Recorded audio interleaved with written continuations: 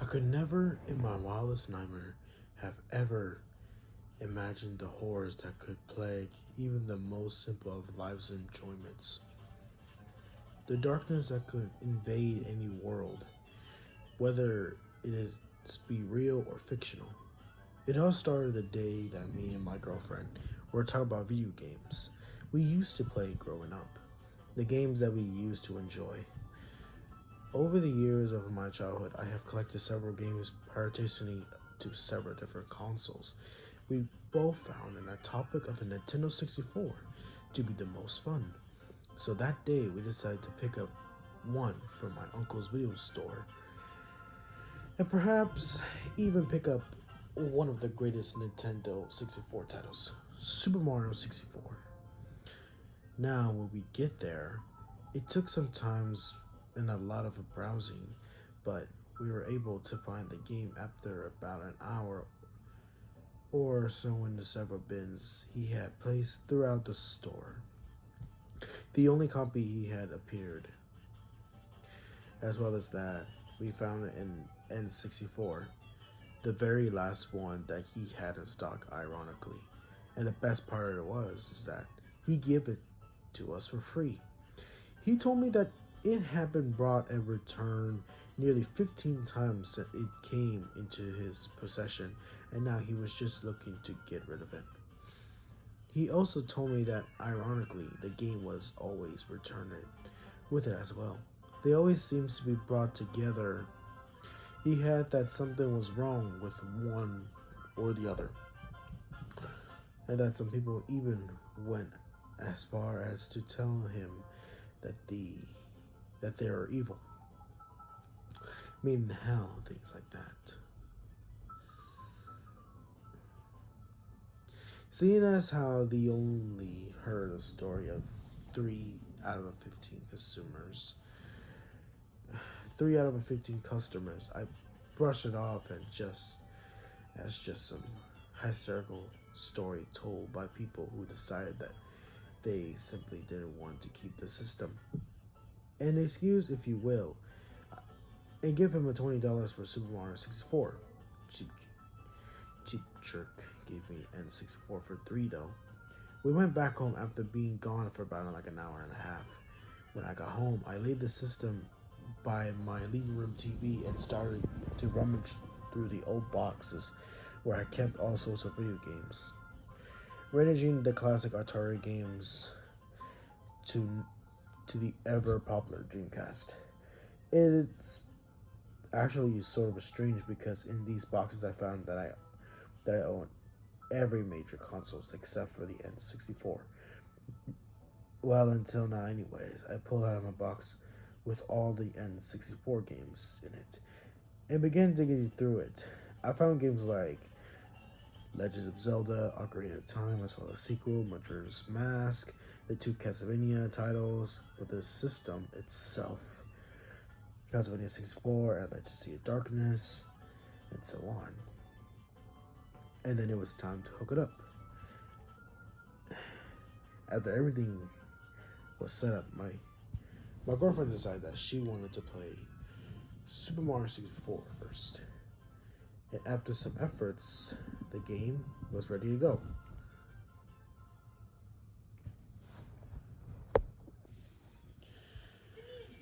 It called out in an upbeat pitch.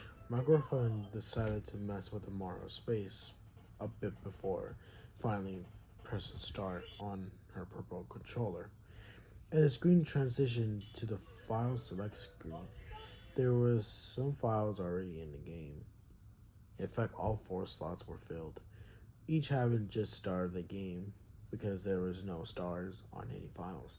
So we started deleting them. After we deleted one, however, the game froze and there was a defensive screech coming from our TV screen speakers. And it sounds like almost as if somebody was screaming from the game itself. My girlfriend turned off the system for about like a 5 seconds, and after a moment or so, she flipped it back on, and we went back to the file select screen. Strangely enough, the file that we had deleted on file 1 was back. So instead, this time it had six stars, even though previously it had none. So once more, she deleted it again and again. Loud screeching noise sound. This time, I would swear to freaking God that it was louder than before. And to this point, where we both fell back while covering our ears, as I was closer to plug than the system itself. I jerked it out of the wall. This time, before we bothered trying, I took the game out of the system and took it into the kitchen. It turned out it has some really dusty in it, which explained, at least to me, why the game was reacting the way it is. Although it was still weird. After cleaning it with the Q-tips, I took it back to the living room and handed it to her, and she plugged the console back into the wall, and we were ready to go. By now, it was getting dark out. There was no light in the room, and we couldn't plug in our lamp because the system and TV took up the outlet. And so we were forced to play in the dark. For me, something didn't feel right.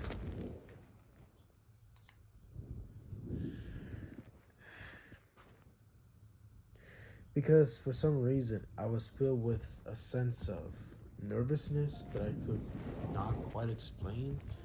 I shook it off and turned on the system. We were back to the file select screen that was there previously was gone, oddly enough, which to me confirmed my suspicion, and it was just a dirty game messing up. So we started a new game on file 1, and screen lag like it were a CD or something.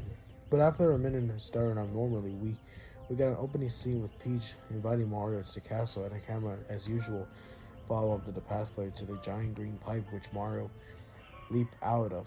She was in control of the game and took Mario directly to the castle. But when she opened the door to the castle, there was a prolonged pause which made me nervous. Once again, the loudest screeching that ruined our game previously shot enough our ears, and I felt like the glass was jabbed into my eardrums. We were both overwhelmed because of the terrible screaming and couldn't even think to reach the system to the plug. After about 30 seconds, it stopped, and we looked up to the TV. Mario had somehow found his way to a Big Boo's haunt as a mansion that had never appeared this creepy when I used to play and loom over Mario's head anonymously. What the hell? I said as I regained myself. My girlfriend was still getting herself together, and it took her a minute to process what's going on. So I took a controller and now took a good look at the mansion itself. It was nothing like what it was supposed to be. It had a castle-like features. Actually, it was covered totally in blood and rust. The sky had black and red color about it, complemented by the black clouds that seems to pass by an insect. I noticed that a new tower was now coming out of a mansion, and upon getting a good look at it, I noticed several figures hanging from it.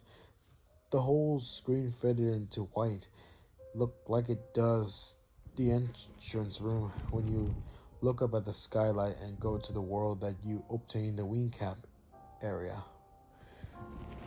When Mario reappeared, he had somehow made it on top of a tower on a platform that it went all the way around. The sky had a gloomy look to it as each cloud passed over the tower, as dark as the night sky, and lightning began to rule the sky and illuminate the clouds in a thunderous wake.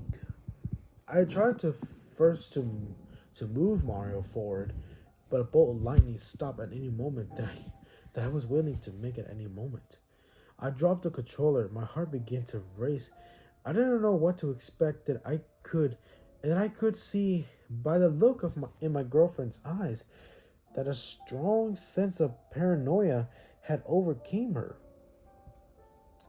Because I consistently noticed her looking back behind us in the shadows that cover in the room with hesitation that I took the controller in hand and moved Mario forward about a foot or so before something fell from the top of the screen and the camera zoomed in on it.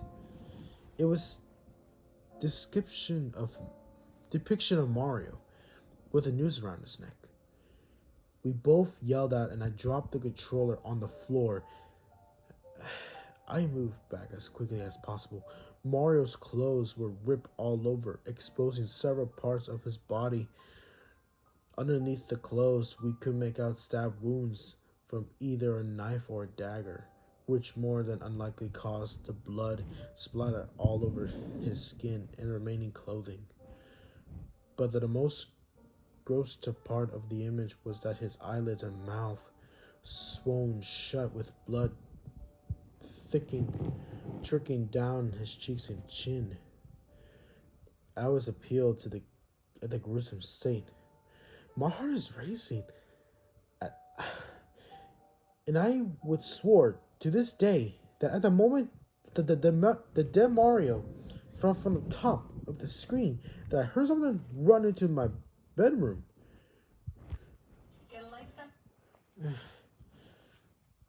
All the hung figures were of Mario, all the exact same, with eyelids and mouths swollen shut and stab wounds all over their bodies. I look up all the courage that I could muster. I began to unplug the N64, which turned off, but not for an instant, before the screen TV went black and a hung Mario's face underneath his swollen lips was smirking at us. I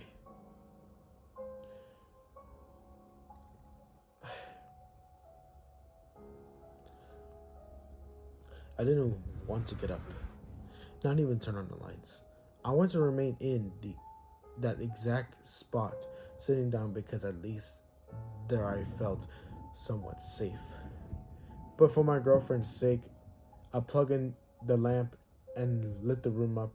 Everything was peaceful, perhaps a calm after a storm.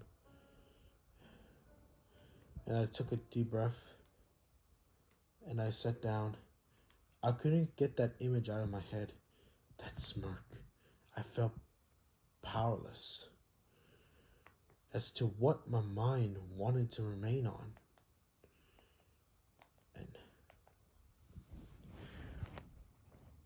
And I sat on the floor next to my girlfriend and hugged her, picked her up, and took her to the bed.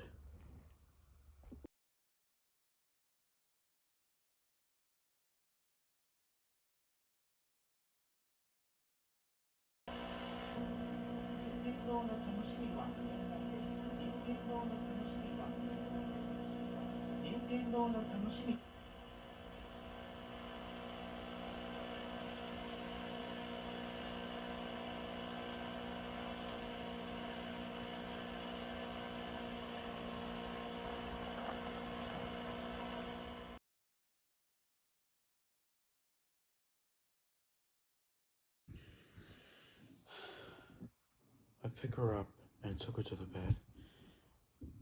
And who in the hell would make that game like that?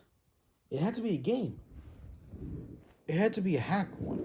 It's the only thing that made any sense to me.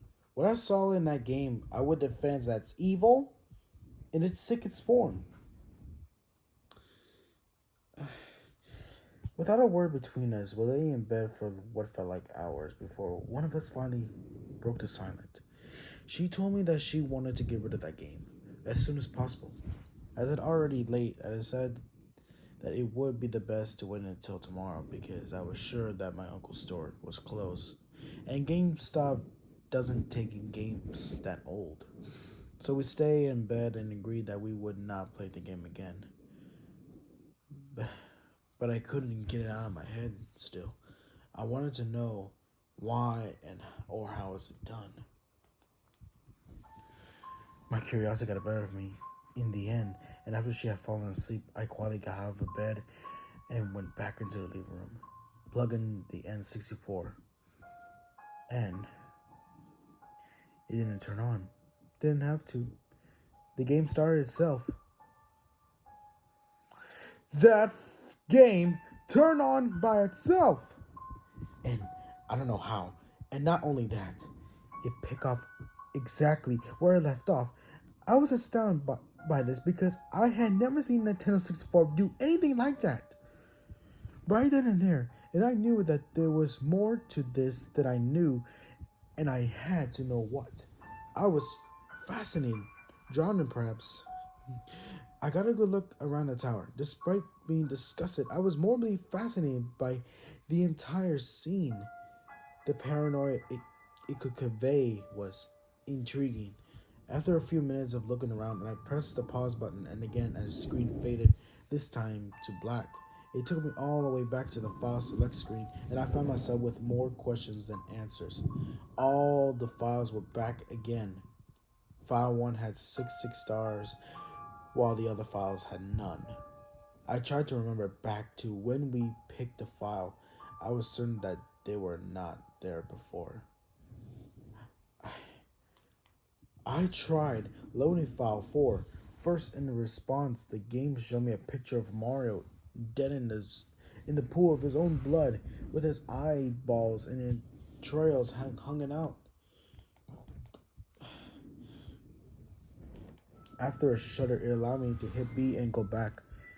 I tried loading file 3 again, and I got another appealing picture. It was Mario once again, staring directly into the screen with bloodshot eyes, and that's so close to real that I finally thought they were.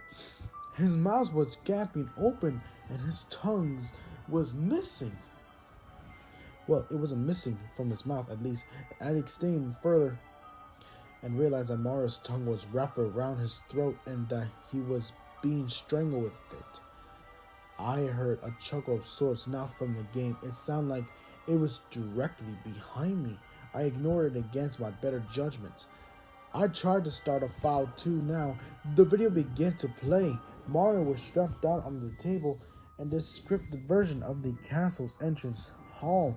The stones were all black, blood oozing from the cracks between each of them. Certain that hung from this freaking ceiling that tunnel and falling apart. There appears to be worn within years. The background, Peach and Toadstool were stripping both sides of the doors that led into the basement area. Toadstool had a mushroom on his head torn off. I could make out his skull showing through his flesh wound. He is obviously dead. Peach set me into this state of awe. His skin was peeled off, and all I could see was fully formed was her head, which remained untouched. Jesus Christ. Mario strangled for freedom as the door upstairs opened and the black man slowly comes through. Its footsteps slowly echo through the silent hall. The curtain on the ceiling blew casually into its pressing as it moved down the steps toward him. Mario pulled and pulled, but found no way to escape the situation just he had found himself in. And in response, he began to beg his life and pray. The black mass inched over closer to the hero. It seemed as though Mario gave up. The black mass walked around the table and stopped directly in front of Mario. Again, the hero begged, pleaded for his life. He told the black mass that he would do anything. He only spared him for any crime that he committed against it.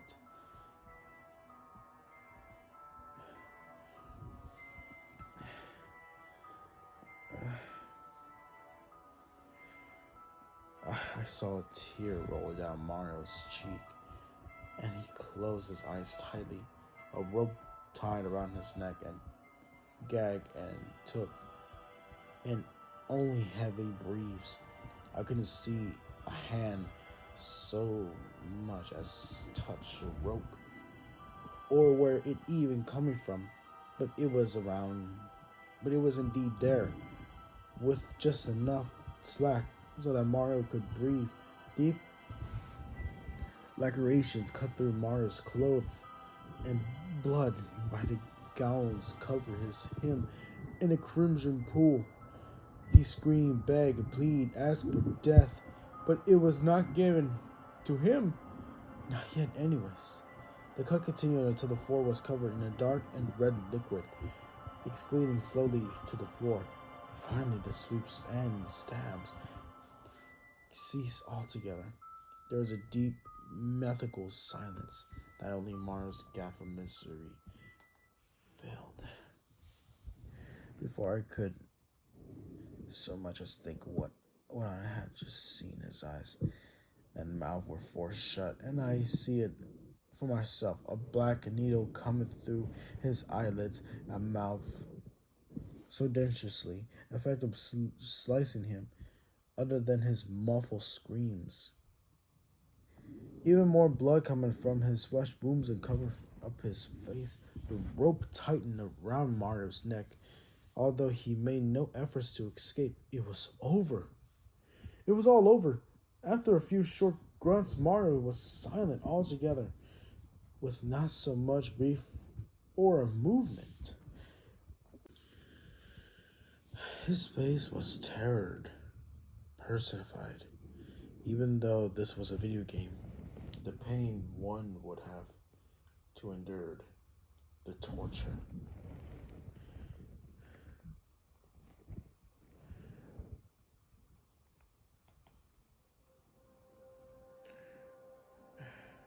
My God.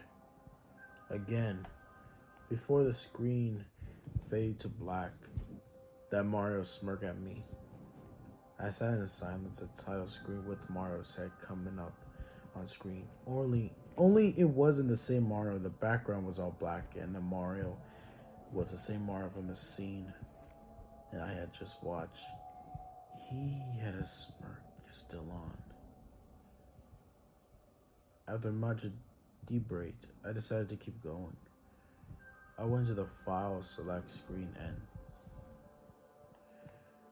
with all the courage that my heart could muster, I loaded file 166 stars. The game loaded to the demonic laugh and a black sky filled with blood-red clouds. Repeatedly, I could hear dark, booming voice saying game over. Like Mario would after you lost all your lives. The Mario that I was controlling was the same Mario that I had seen killed on the title select screen. Screams, torment. Bodies littered the pathway to the castle.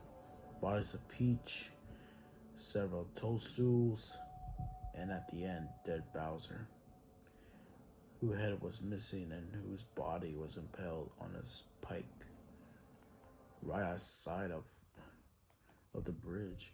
I entered the castle. I found myself back in the Big Boots haunt. I didn't question it anymore. I just went in it. The scene had not changed, and even slightly, and ignoring all the graphic details, I entered the mansion of what I was sure would struck my heart in the same way, shape, or form.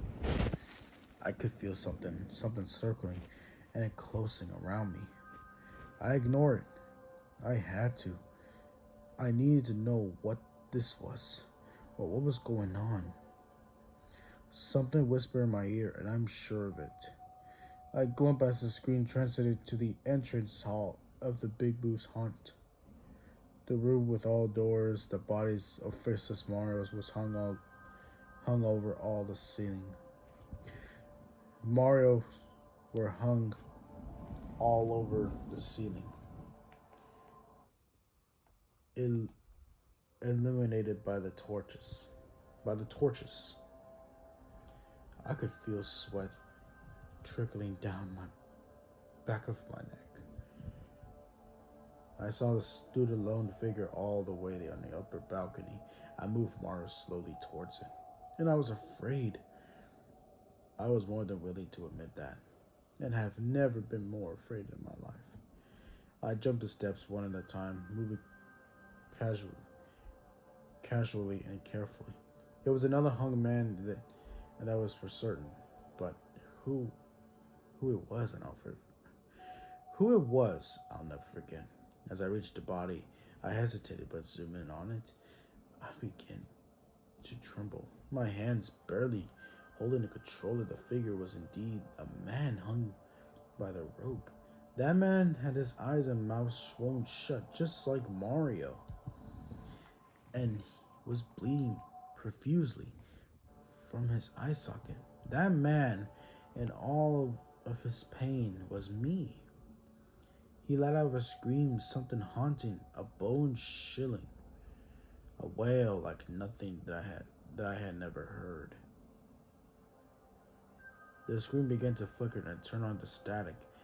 I tried to turn off the system. I tried to unplug, but nothing worked. The TV wouldn't even turn off. I saw my corpse through the static burning as it was haunting wail had yet to cease. Mario turned his head 100 Mario turned his head 180 degrees and looked at the screen with a smirk on his face and let it out a wail just like I did. My head began to hurt and throb. I feel the floor, and the last thing that I remember from that night was seeing a black mass hovering over